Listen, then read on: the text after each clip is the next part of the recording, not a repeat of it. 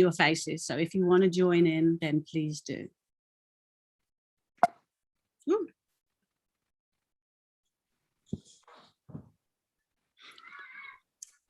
That's it. All right, thank you for joining the web jam. Goodbye, everyone. Where's Sylvain? Oh, there you are. Sorry, wrong corner. I was looking at your name and thinking he's still not there. Sorry. I'm going to, because of the time and constraint of 1 hour, and we really want to stop at the top of the hour. And there is a lot to cover, and it's, I think for a lot of it, it's a new territory, but it sounds familiar, which makes it really weird. Like, I think I know what he's talking about, but then he says, no, you don't. And so it's really interesting. Futurist literacy, developed by UNESCO. Really, after this session, we expect you all to kind of go and take a deep dive into this topic. But for now, you have to make do with Sylvain Cottong. He's one of our sort of alumni, our main guests. He's been around the web jam for a long time, but I've known him for, I'm really afraid to say, it must be like, I don't know, it's probably like 14 years or so. I don't know when, but we always met at these weird conferences, and then we had a beer somewhere. And even then, I really didn't know what you were talking about.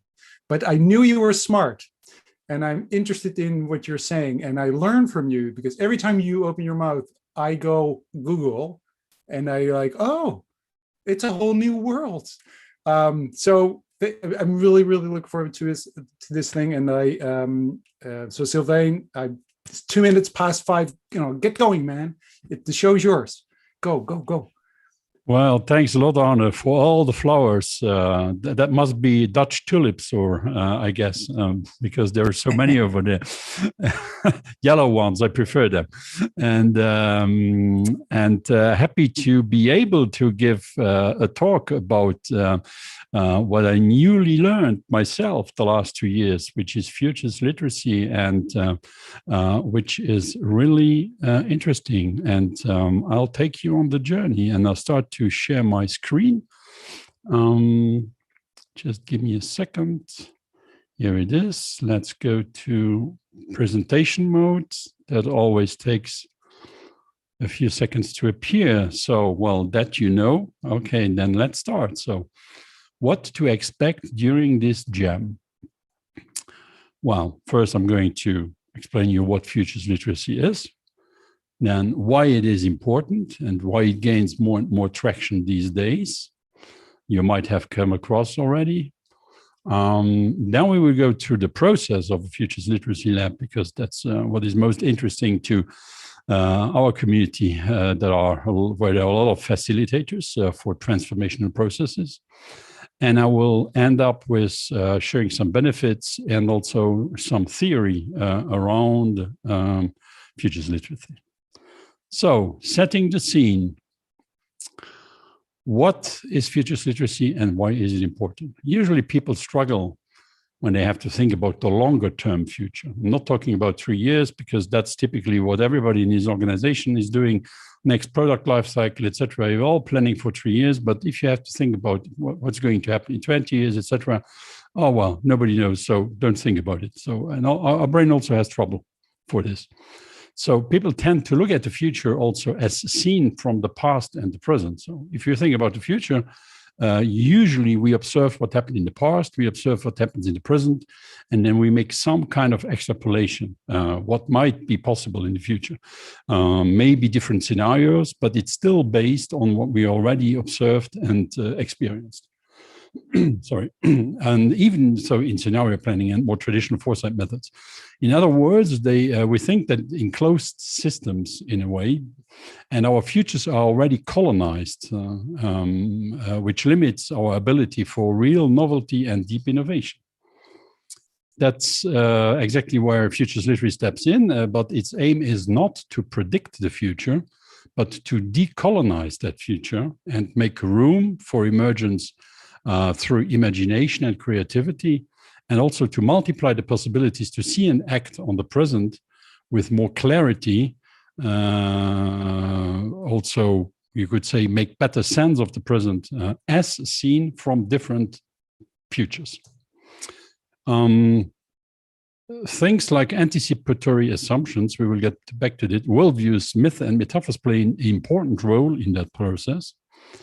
And futures literacy is mainly practiced through futures literacy labs around a specific and carefully chosen question about the longer term future of something.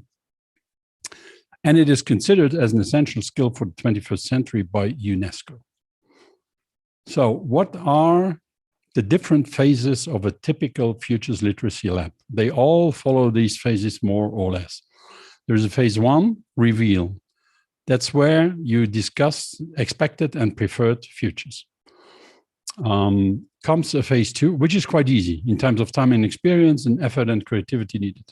Comes the phase 2, the most interesting part is the reframing. You put in, as a facilitator, an alternative future that people have to decrypt, which is takes more effort and more experience. Then you get into phase 3, you rethink everything based on what you have seen in these different futures. And phase 4, that's for us, act on it, do something in the present, what you learned on this journey into the different futures.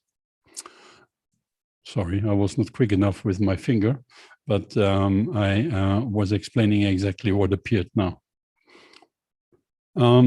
Okay, the 4 phases of a futures literacy lab in practice. First, well, of course, you have to ask the question that you want to investigate about the future. And the question for this jam, maybe not so surprisingly, is what is the future of design in 2040? So I'm not talking necessarily about design thinking, but about design as a whole discipline with all its different practices and as a discipline itself. Now, I will send you off in my row. I didn't post the link yet. I will do it in a second. And you will find a first exercise, which is what is your expected or probable future of design in 2040? And what is typically done is that you have 5 minutes to write individually your thoughts about it, 5 minutes to discuss it between you and cluster things that belong together, and then select 3 to 6 post-its to be discussed together when we get back from the breakout rooms, because we are going to send you in breakout rooms. We are 24 participants. Some of us stay in the main room, so it will be 4 breakout rooms, I guess. I don't know who is going to organize them, but 5 people for a breakout room is usually good for that exercise. So again, everything that comes to your mind on this time travel to 2040 on the probable future of design. You could close your eyes at the beginning, try to have some images, what will happen there, how will that work, the context, etc. So if that is clear for you, we will send you off in the rooms. Did somebody post the link? Sorry, I didn't do it yet to the Miro board because I can't do it with only one screen when I'm in presentation mode. Yeah, I've dropped a Miro link into the chat. Thank you, Jenny. And I'm gonna make 4 breakout rooms. That's right. Oh, okay, but we've just lost a couple of people. Yeah, if there is no quick question on about understanding, we just let you go and think about it. Everybody's okay? No questions, so I send you off to the breakout room. And it's the first line, of course, that you have to work on for 4 different rooms. Well, we set up 8 in case we were full of hope, but we need 4. Yeah. Okay.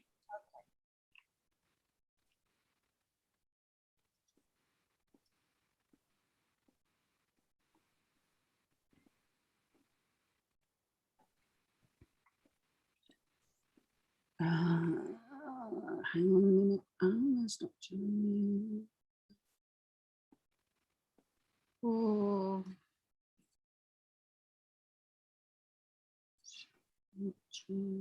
Is it working?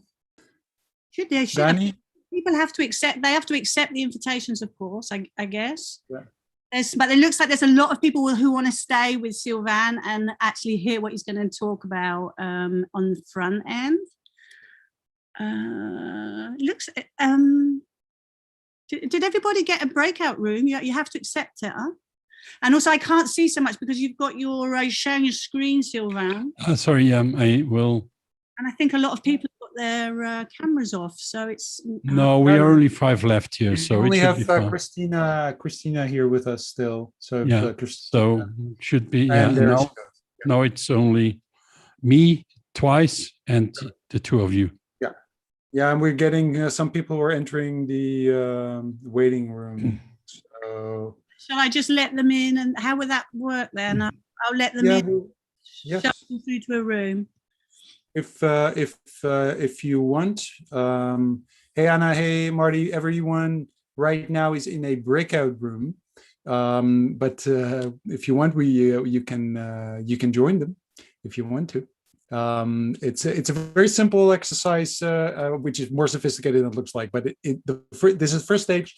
Just we'll send you. So Jenny, will you send Anna into a breakout room? All right, good. Thank you very much, and apologies for being late. No worries, it's okay. Modern life. Thank you. Send you to breakout room 1. Thank you, Jenny. Thank you very much. Number 2 also has only 4 people. And there's is Marty Flynn? Marty, and so I'll send you to breakout room 2. Yeah? Okay. Thank you. Okay. All right. Do you see the invitation? You just have to accept it and you'll get put through to room 2. Anoop is there, so she'll be able to help you with any questions as well. She knows the setup. Good. Okay. So Sylvain, I think we made it. So are we? Jenny, are you tracking time? I didn't. Minutes you wanted them, so I'll send a little message. 25. They should be brought back. 25. Okay. Cool. 15 minutes you're going to give them, and you've got the directions on the board. So I'll put 15 directions on the board. So I have for our viewers on YouTube, I have so I think we should, I would have a question which would be on my mind but basically it's because I've known you for a long time, why are you curious?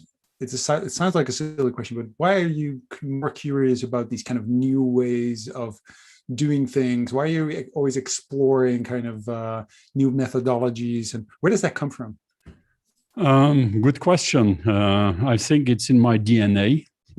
Because I can't explain everything. So I'm a very curious person, and I have a big thirst for knowledge and for understanding stuff. And then I remember when I started to be able to think a little bit more in abstract terms or analytical terms, meaning which is typically at the age maybe 14, 15, when you start to be able to really study something, etc. I detected myself always asking the question to myself when I was confronted to something, whatever it be, a coffee machine or an organization or a political movement, whatever it be. Why are these things like they are? And where does that come from? And couldn't they be different? And if I look back, that's basically what you try to explore in the Futures Literacy Lab. So somehow I have been in that thought mode, like from the beginning when I started to be able to think. and where does that come from, without having any methodology and without being able to structure it and whatever and explain it or whatever, of course, at that time. But somehow it was in me, this thirst for knowledge and these questions about why are things like they are. And is it because I think that's really interesting, because I do know a lot of people who say the same thing about design thinking, coming across design thinking, right? So it's more like, I've been doing that for years. Oh, wait, I didn't know I was doing it, but I'm doing it, or part of it. Is it also, is that what kind of, so I'm kind of thinking about the kind of people that are gravitated towards kind of these kind of new ways of thinking and doing, et cetera, et cetera. If it's not in your thinking and system, if you are not, when you were 14, thinking about why, is it still something you can understand and apply? Or do you need to kind of be kind of almost like be kind of, it should fit with your character? Like you said, if it's not in your DNA, isn't that, is it not too abstract or too difficult to understand? Not at all. Experience shows by the many very experienced facilitators in futurist literacy that I had the chance to get to know these last 2 years. And with also the many experience they had also with the labs, and also the labs I participated with them, facilitated by them, is that it's something that is open to everybody. And some people, it depends, you have to know your public. So if people are very closed in their thinking modes and in their whatever value systems, then you have to go on carefully. That's something you have to know, you have to evaluate upfront. But within the discussion, ask people, for example, to talk about the future of cycling. Not to take another example than future of design. What is your expected future? What is your preferred future? And those people are confronted with cycling because everybody wants to cycle these days. So everybody has ideas. And if people start to discuss about it, things emerge just because you force them to discuss about what's the future of cycling. So this is nothing very special in a way. And then you ask them, but why is this your preferred or your expected future about cycling? What are your assumptions that you base these findings on? What, etc. And then you start to dig deeper and you let them discuss again. And if they have enough time, they will find out things. And then based on these assumptions that they put, you formulate an alternative future. That's the reframe to challenge them, to challenge the main assumptions they came up with, formulate a completely alternative future, and then ask them, describe that future and which new questions arise out of that future. And then they start thinking very differently about everything because they discover that they are limited by their assumptions and by their observations of the past and of the present in thinking about that future. And this makes a change in their mind. So they get better at imagining weird things, things that are not directly linearly linked to mathematical observation of the past or the present. So yeah, so it is something I imagine that it is something you need to train. It is sort of a muscle that should kind of needs exercise, like everything new that you like everything discover. Exactly. But you said something really important, and I think if they have the time, if they take the time, if they have the time, of course. And I think that is and Umar, by the way, welcome to the main stage. People are in breakout at the moment for just a few more minutes, and you are gone. So usually mentioning breakouts, the word breakout scares people away. So, so time. People need to have the time to train, to practice, to do it. They are not given that time. So, which has been always a bit of a big problem for basically all kind of new ways of thinking and doing, like design thinking, service design, et cetera, the whole shebang. But what do you see to create the bridge between this futurist literacy, this methodology, this way of thinking, this important way of understanding sort of how to look at emergence, et cetera, et cetera. How can we help companies do this?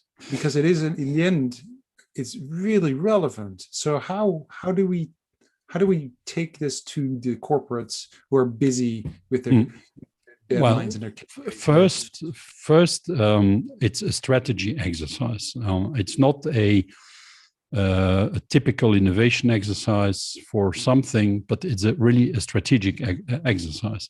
So what people know is strategic foresight, which exists for a longer time. And there are organizations engaging in some trend watching, strategic foresight, but even not that much, not that many. But so they know that there is a strategic interest sometimes to look a little bit further.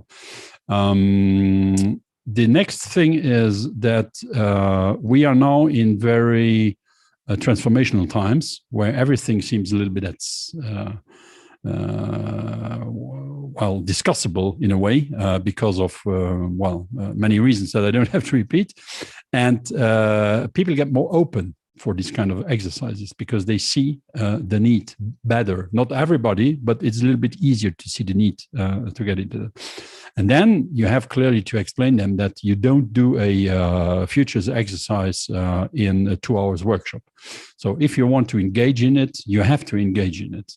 And then it can take anything from a 1-day workshop to a several months process.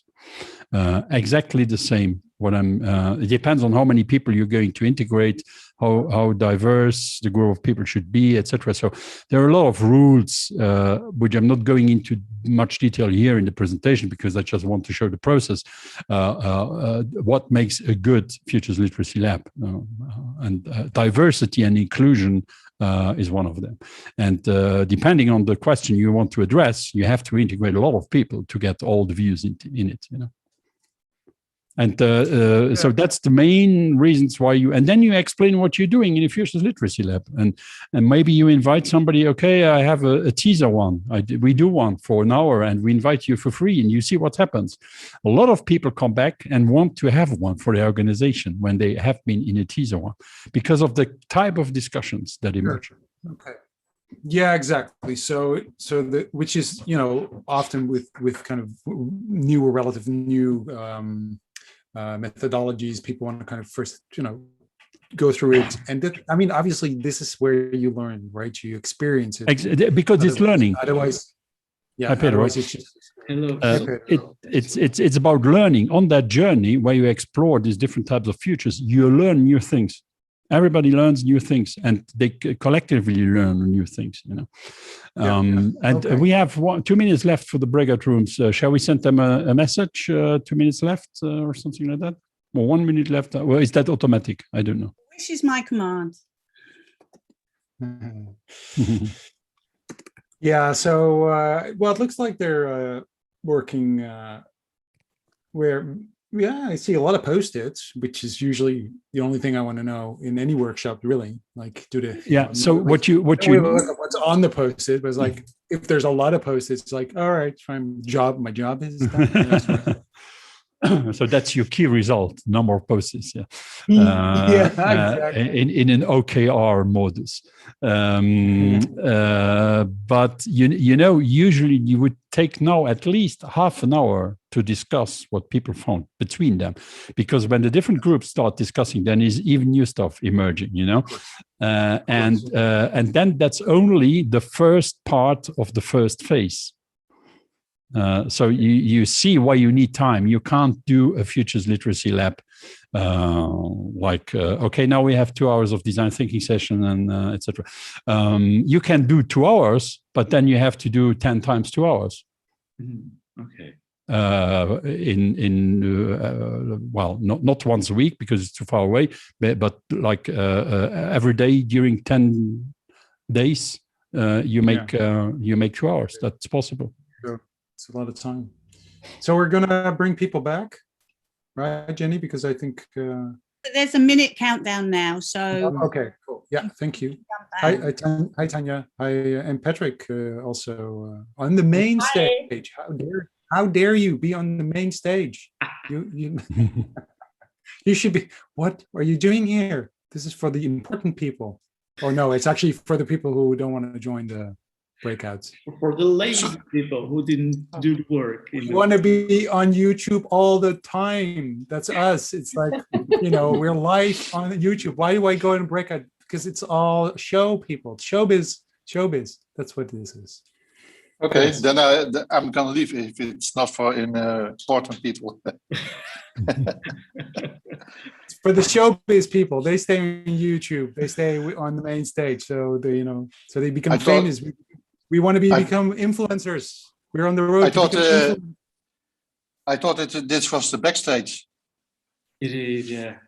Feel comfortable. Yeah, it's complicated. It's going to be so the main stage will be the backstage after we say so, basically. So basically that's it. But welcome back, people.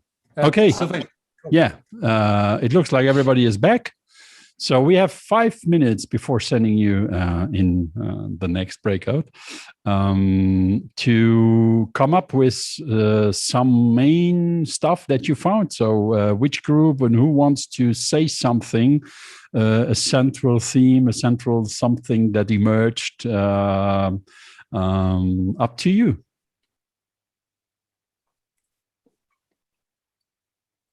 I'll offer that our group seemed to be focused a lot on environmental issues, legislation, conditions. Okay. Which group were you? Which 4. 4. Okay. Good. Great.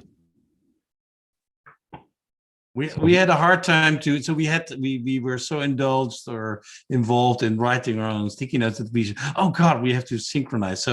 But we started a discussion which became more and more interesting, and just before the sentence just cut off, we said something very interesting, which was but I don't know if I really understand it, but it was about predictive design. So can we use our design becomes really a basic skill. It's part of the education system, so it's really kind of a basic resource, but actually it allows us to coordinate and to predict whether an idea is actually viable, or so it becomes something we can use to figure out, the course of something, how it ends. So, but that was really preliminary. But yeah, so you immediately see and understand why you need really time to make good futures literacy lab, and this is only the first part of the first phase, So, and usually we should take now at least half an hour to discuss all the findings together, etc., to really make sense of everything, But as the aim is just to show you the process, we're not really able to do that right now, but we might be able to do it in a real lab around a real question. Who knows? In the future. Well, it doesn't mean that this is not a real question, but a lab that goes deeper, that digs deeper. So somebody else wants to say something? We have a minute left. Otherwise, you can bring up. Now we're all afraid to say something. No, I can say something. Of course. It's difficult. In my mind, I see thoughts and stuff, but then making it to express it, suddenly it becomes difficult. No words enough, or I don't know where to start, where to end, and speaking one sentence, immediately another sentence is saying, no, that was not clear enough. You should say this other way. So in my mind, it was quite loud. Another explanation why you really need time. You can feel your pain, Sylvain. You're like, I want to do it really well. These WebJam people just don't give me the time to do it really well. And with that said, it is time to... It's time to move on to the next and last breakout room, because the remainder of the time I will use to explain you the rest of the process and to put it into context. And the typical next question, and you have 10 minutes for that one, is what would be your preferred future of design in 2040? Some people might have difficulties already to, well, was that what I already said? Was that preferred or was that the expected? And what is the difference? But there is a difference if you dig a little bit into it. And you can put on post-it notes, but what you also often do is ask people to find images about that preferred future of design, if it's possible to find them and put them on. But again, we have 10 minutes, so we're going to urge you to grab all the images on Google Images, but feel free to do it like you do it. And we'll be back in 10 minutes for the remainder of the process. What do you mean with preferred? Because is that like, because we already outlined something. Do we want to start like put that away and just use it as no. You can keep you can stay inspired what you already found, but you have to reframe yourself in the sense that if I ask what is your expected future, then it is something that you expect based on what you see already emerging and what you etc. When we're talking about preferred future, you might think of stuff that you would like to happen, but you didn't think that it could happen when talking about the expected future. Okay. Yeah. Okay. So so the rooms, is it okay to open the rooms now? Yeah. All the questions are finished, and there's going to be some people left in the room, but because you've got your slides showing, I can't see who they are. Yeah, well, we'll stop it again. And so the people who stay here, there's a room disappeared, and so you'll have to say which room you're in, and I'll put you in there. So I'm opening the room now. 3 rooms will open automatically, and there'll be some people left. And if you can remember what room you were in, just tell me and I'll put you in there. Sorry, something very strange has happened. The IT imposter has just arrived. Technology will always do this for you. And this is why we jam. This is failing forward. There is no other way. We don't have control over, but I think your solution is very quick thinking. So I'm not too sure, actually. I'm going to have to steal some of your time because we seem to be in a room now, right now, with 2, 4, 6, 8, 10, 11 people. Are we not in the main room? No. So Anna, which room were you in, Anna? I was in room number 1 before. Okay. I was in room number 1 too. Okay. Oh yeah, Anya. Hi. Garna, you were also in 1? Oh yeah, Bjarne was also with us. Yeah. Okay. So it's all. And I was too. Yeah, I was in 1 as well. Okay, I can see a theme here. Is there anything in particular against room number 1 inhabitants or what? Go put them all in 1. 4 rooms now because I've sent everybody. It's all gone horribly wrong. Don't worry, Jenny. Well, put them in a room and find your own. Everything is fine. Don't you have, Anna, don't you have access to the sending to the rooms or somebody else? We can also be quiet and just add our images in our room number 1 without. Yeah, it would be nicer that you could be in your rooms. That's the usual thing to do. But yeah, no, go ahead. So you're on the main stage. You are now a team. You're going to stay here. Please go to my row and do the work. And we because I think I can assign you if you want to room. Oh no, room 1 has disappeared. Yeah. Yeah, leave them here. Leave them here. You are now the group. Go to your. So where you want to go is sort of the next layer, the second activity, and then just go to just pick one empty one. Basically, it doesn't really. Ideally, the one below you were working on.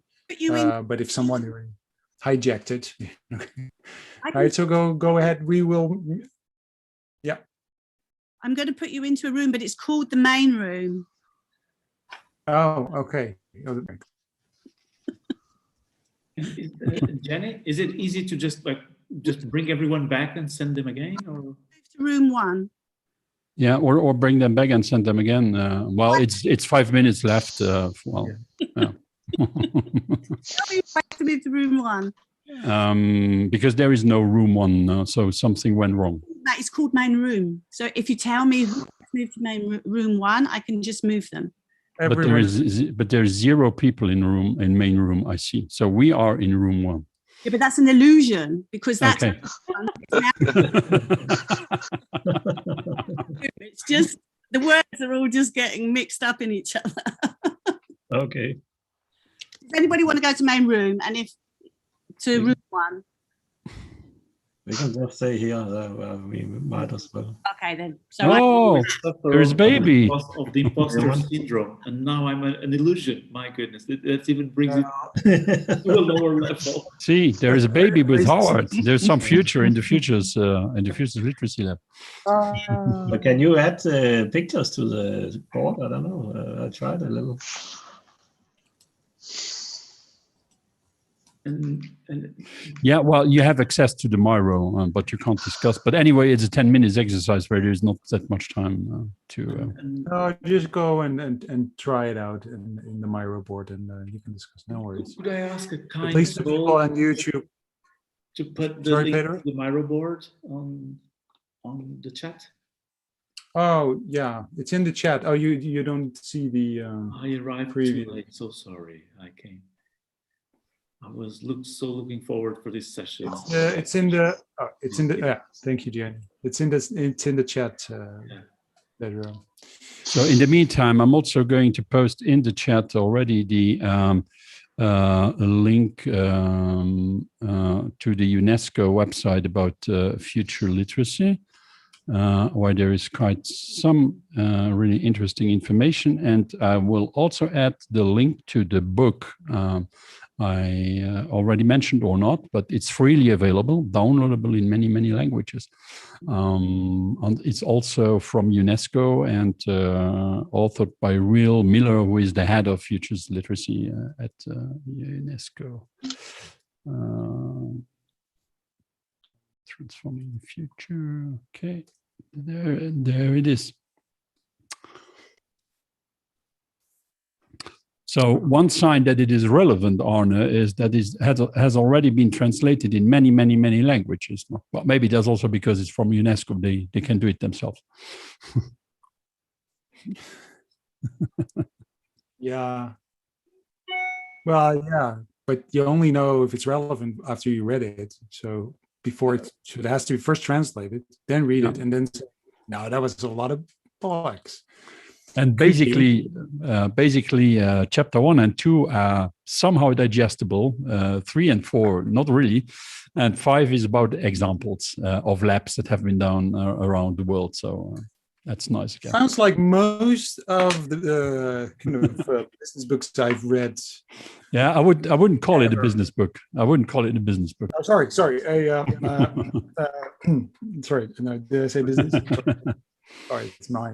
Of course, you can use the method in methodology in business context. That's true, but it emerged at UNESCO, especially because of the many conflicts that exist between communities around the world, and that really blocked them from moving on, and that was their inspiration at the beginning.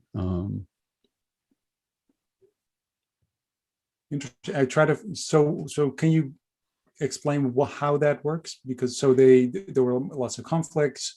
Yeah, all sorts of conflicts, or countries, with cultures where there is no movement forward for women rights, or stuff like that, or conflicts, long old conflict between different types of ethnies and communities, or other problems, economies that don't develop. Why does the economy of a certain country not develop, etc. And you will understand why, because at the end, when I will be through the whole process, you will understand why it's helpful in that area as well. All right. Yeah. So okay, we are 39. We'll read the book. Yes. Shall we get everyone back again? Yeah. So countdown now on the timer. In about 30 seconds, they'll be. If they don't already come back by themselves, they'll arrive back here. All right. One of the things with the jam is always the time constrained, right? So, and I feel it too, because it's such an interesting topic, and you kind of want to give people the information that they deserve, so to get, to really understand what this is all about. So but you want to kind of experience it too. So that's always a bit of the that's the design challenge of a jam. There's no other way. Unfulfillable design challenge of a jam. Yeah, exactly. But leave people hungry. That's always a good. It shows. Great. So, welcome back. 21 people are back. Maybe others have left. And I will continue to share or reshare my screen. So welcome back, everybody. I saw also quite some activity on the Miro board, which is good. Unfortunately, we don't have the time to discuss this again, but I now will walk you through the remainder of the process so that you understand what should happen and what will happen afterwards and what the reason of all this is. So let me go back into, or the aim of all this is go back to presentation mode. So that's what we have just done. Yunyan, could you, on the Miro board, because I see it, don't see it again, unblock the reframed future, the alternative future, please? But I'm also going to show it here. So the next step in the lab typically is asking people, so what were the assumptions you had in mind when talking about these expected and preferred futures? What assumptions did you base these images that you got about this future on? Because that's quite important. That goes to the center of where all this comes from. And again, cluster them and discuss them together. And there is one model commonly used to help you to think about the assumptions, which is the causal layered analysis by Sahil Inayatullah, which is one of the most renowned futurists currently on the world. And it basically says that everything, every situation, every process, every whatever, every culture, every whatever you name it, has a litany, a systemic cause, a worldview, and myth and metaphor beyond. What does that mean? Litany is on the surface. That's what you see. Like there are too many accidents by car with deaths. Okay, systemic causes. Systemic causes, well, cars are very fast. They are not limited in speed, and the streets are very good. Worldview, this cause, well, individual freedom. Everybody needs even individual freedom, and that's why we continue to do it like that. Myth and metaphor, well, the strong guy, the strong human behind a car who is driving fast and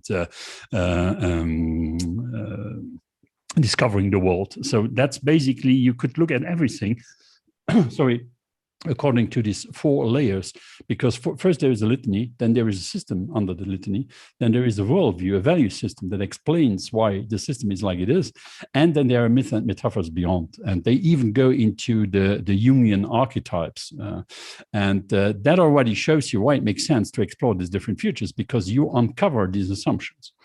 And then what you do next is to look at these assumptions, analyze them. You would have a longer break, and the facilitators would look at the assumptions and then try to challenge the main assumptions with an alternative future put into the scene that then again people should discuss. But with more time, even more time, because this is really the challenging part. This is the reframe.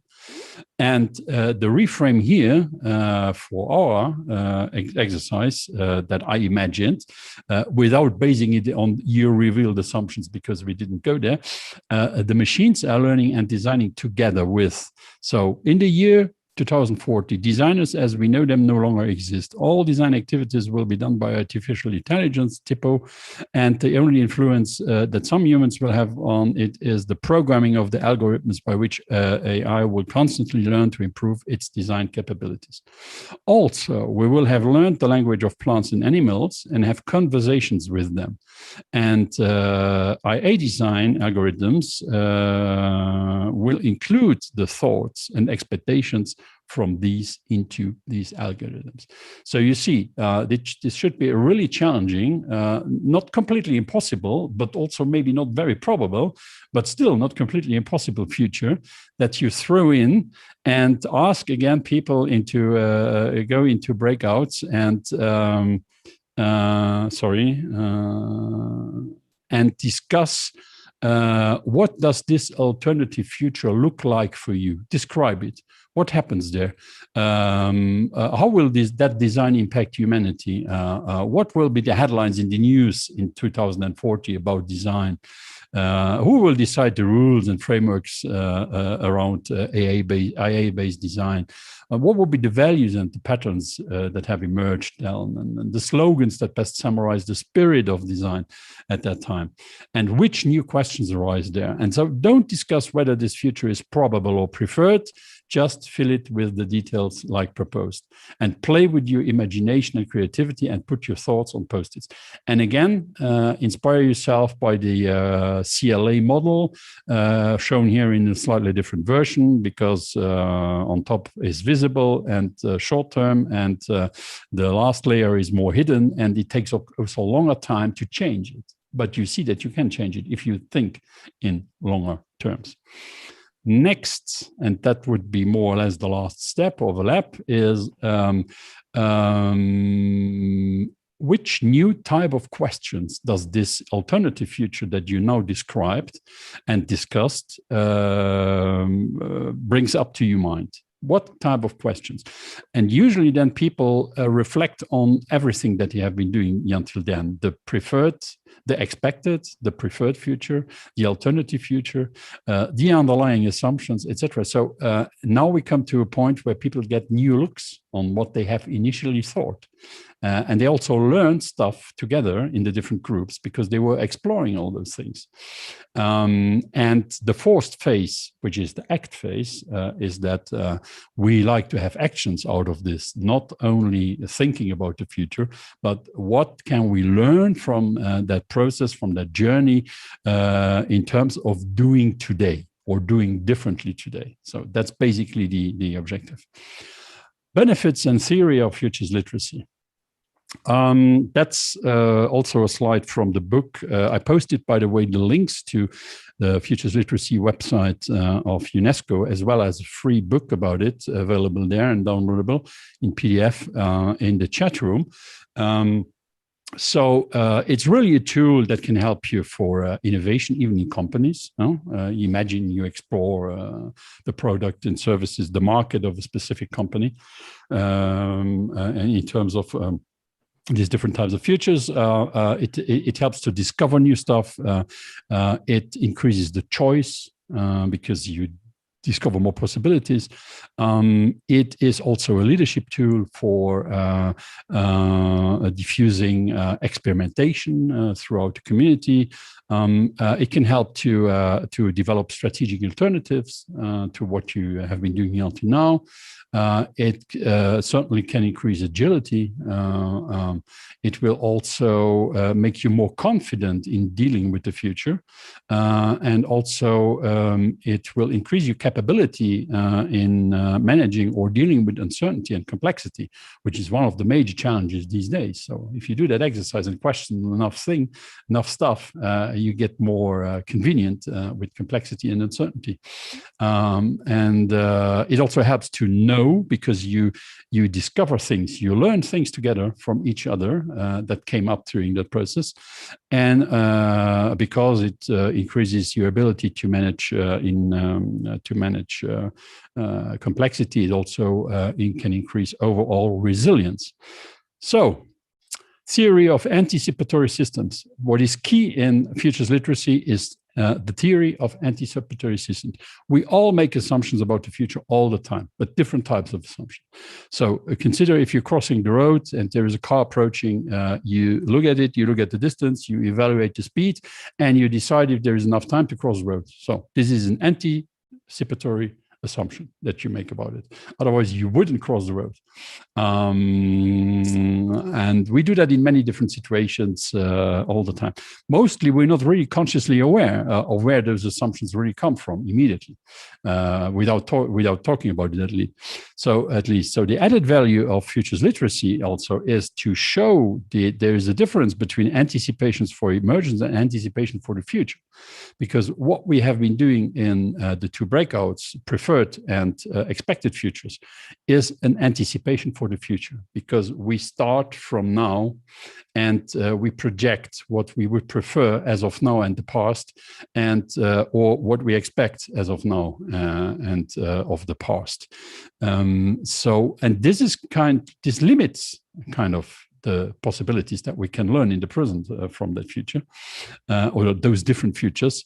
And so it happens in that closed system. And that's why it's called anticipation for the future, because we look at the future from the present. And anticipation for emergence, that's what we're doing when we're going to discuss the alternative future scenario, the reframe, revealing the underlying assumptions and coming up with the new questions, because there completely new things can emerge, because we get completely rid of our limitation of looking always at the past and the present of what could then come next in a probabilistic way. And that's basically what futures literacy adds to future science as a whole, because there is strategic foresight with all that tools, futures wheel, scenario planning, trend watching for a long time. But those tools usually operate in anticipation for the future, because they all base the view of the future as seen from the present, whereas futures literacy and anticipation for emergence looks at the present from different futures, which is very different. Without going into any detail of this, and it's in the book, if you want to go into it, this discipline and the science behind found that there are 6 different types of anticipation that we usually use every day in everything we do. And so there's another anticipation when you have to decide what to do tomorrow with the weather, or to prepare for it, or to cross road, as I mentioned, or an anticipation when you do innovation work for products and services in a company, for example. And futures literacy helps you to understand which kind of anticipation you are using when you think about the future, and that itself makes you more futures literate, understanding which different types of anticipation there are and that you use. And again, I'm not going into it because it's very, very conceptual. So it's classified along an ontological axis and an epistemological axis. And because we are here somehow in, also in neuroscience, you could also say futures literacy is traditional foresight plus neuroscience and storytelling. That's what is added to the traditional foresight, you could say. And it comes originally from biology. The theory of anticipatory systems comes from biology. Don't try to understand anything, because you need the whole text and you need to read all the pages. But it's in the book for those that are interested. And it was also not the main aim here. The main aim was to show the process of a lab for people interested in digging deeper. But everything is there available for those that want to learn more and etc. True is that it's good to have some experience in managing those kind of labs, knowing the people, and you can't do everything with everybody, and what to do when you're stuck, and etc. Because with certain communities, certain types of people, that can hurt them, starting those kind of discussions with them, you know. So you have to know how to deal with that, etc. But it's I hope I was able to explain it in a way that was accessible, and that most of you could see the benefit of it, and also maybe got inspired to dig deeper into that magic subject of futures literacy and futures literacy labs. And that's it. happy to discuss that magic further, for probably more in the back room than in the remaining 5 minutes. And I also have a website about futures literacy, exploringfutures.net. And for the rest, if you want to know more or to get into a discussion, you know how to reach me. And with that, I'm stop my share, and thank you very much for listening. The floor is yours. and to add to this is that we will have a clubhouse. Yes, you heard it right. We're very trendy. We're in the, we're very trendy people. Basically, we're going to have a clubhouse conversation about futurist literacy, which is and there's a link in the chat, and which is interesting because then you can just, it's without seeing our faces and no slides and no breakout groups and just listening, which is a nice format. So be there. It's another experiment we do as the WNJ Web Gym as a spin-off. So it's also our first kind of try out in with new channels and technology. So see us fail there, and the link is in the chat. All right. Anyone wants to say anything about what just happened? I certainly have a lot of appetite for this topic, and I thank you, Sylvain, for explaining it. I'm so sorry I couldn't make it on time, and now I need to go back to YouTube and see what was the first part. I downloaded the book already, and thank you so much for bringing this. You're welcome. That was the objective. Sharing is caring, isn't it? I have one quick question that I'm afraid that perhaps you explained it all in the first 20 minutes. It's about trends, and where would trends fit in this concept that is in the book as a window towards the future? Anticipation for the future, so not for emergence, because trends are by definition of the term trend based on observations of the past and the present. Yeah. Makes sense. So it's in the model. That's my question. Yeah, it's, well, futures literacy, the lab that the persons of a lab that I just showed really tries to explore anticipation for emergence. So if you want to do some, anticipation for the future, then you have to use the more traditional foresight methods. But that's not what futures literacy likes to do, because it says, I have something more interesting here to offer on top of it. But you can combine it, of course. Also, it depends on the type of public that you have to deal with. You could start with some more traditional foresight and then go move on into futures literacy. You can't take everybody immediately into what are your assumptions and your world was and your myths about everything you're doing here and telling here. So that depends also on the public that you are confronted with. So you have to have the feeling how to move on slowly, slightly with different types of communities. Right. Okay. Yeah. Very curious about this. I need to go and read the book. Yeah, I think it's what really attracts me to this is that it fits so well with this whole idea of emergence, right? To kind of because it's about emergent futures, and so for me it's more like, oh yeah, this fits with the emergence theory of seeing patterns and understanding systems, systems thinking and all that stuff. So it's in that mix where I get really kind of happy about, like, oh yeah, this is something you can apply. It's practical. It's very, so it's very hands-on, and because a lot of the theories, specifically around systems thinking and emergence, can be quite academic. And yes, this too can be quite academic, to be honest. But at the same time, there's also this hands-on approach to just go and do it. And I that's what I really like. You just go like, okay, so you need a facilitator, you need someone who knows what they're doing, obviously. But I'd love to kind of go through one of those labs, to be honest, like to experience that also, because, as a facilitator, also see like, what's the difference between what I do now and what this So exactly. cool. You also have to, because if you have 5 breakout rooms, let's say in a typical lab with 20 or 30 people, you should be more facilitators, because you should look at what people are doing and sometimes help them to reorient. Never step in and give your ideas, but put in more questions. What did you really mean by what you just put there, etc. So just dig deeper, dig deeper, dig deeper.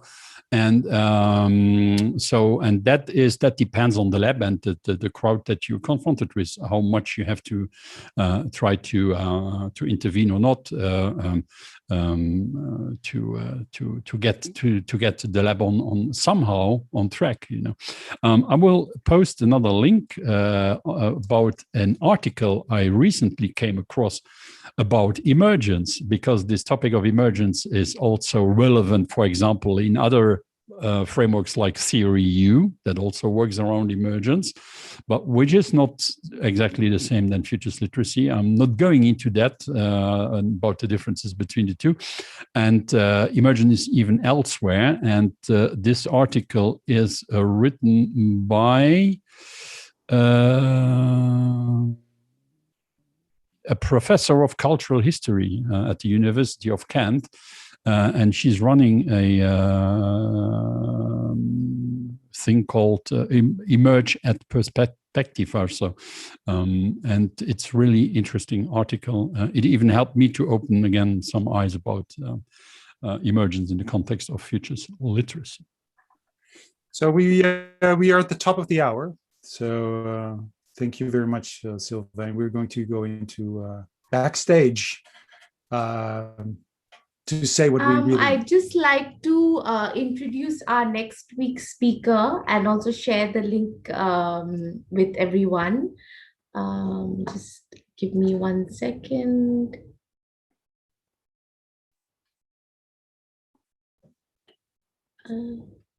Magic happens. There is it. So we have Cecile, who's going to be talking about developing leadership presence, and also she has a video for us. I don't know if you can hear it. And let me just play it. Please join us on the 2nd of June for an interactive and engaging session on the topic of leadership. Perhaps you are a leader or not. Perhaps you've attended leadership development courses before. You've got qualifications, you've got experience, and this is It's a bit of a slow video. It stopped. Yeah. Idea that you'd like to engage further on what exactly we need. It's too slow. We might see it later on. By leadership, what do we mean by leading? How do we lead? What are the key aspects? Okay, I'm just going to. So yes, on our it's social. really well with our webjam sort of vibe, if you will. Like, oh, technology is blocking us again. But who are we leading? And okay, I'm just going to. How do those that we lead respond? Yeah, is the link? Is there a link to the video? We can. Yeah, I'm just doing that now. I don't know what's happening. Yeah. Yes. Okay, but we will move into backstage right now. So stop sharing. Please see you on Wednesday, because I think leadership presence. I think so. Sounds like a really good topic.